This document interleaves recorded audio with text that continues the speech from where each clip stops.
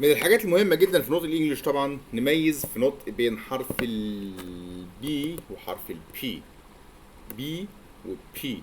طبعا بي خفيفة وبي تقيلة معروف، لكن الفكرة في النطق بيكون ازاي. الفكرة ان والحرفين بيدوا كلمات ممكن تدي معنى مختلف جدا عن بعضها. فطبعا المفروض يكون النطق سليم عشان الكلمة تبقى اللي بيسمع يسمعها صح عشان يفهم احنا عاوزين نقول ايه. حرف البي اللي هو البي الخفيفة بننطقها ازاي؟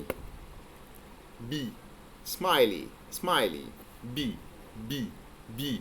يعني ممكن حرف البي ده نبتسم واحنا بنقول حرف البي سمايلي، لان يطلع الحرف خفيف بي. يعني زي مثلا oh, what is this? Oh, I think this is a bank. بي بي. لكن دي بي بي.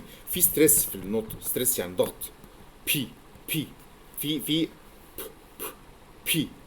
زي مثلا oh this is my pen pen pen. لكن دي سمايلي بي. لكن دي بي بي. في ستريس.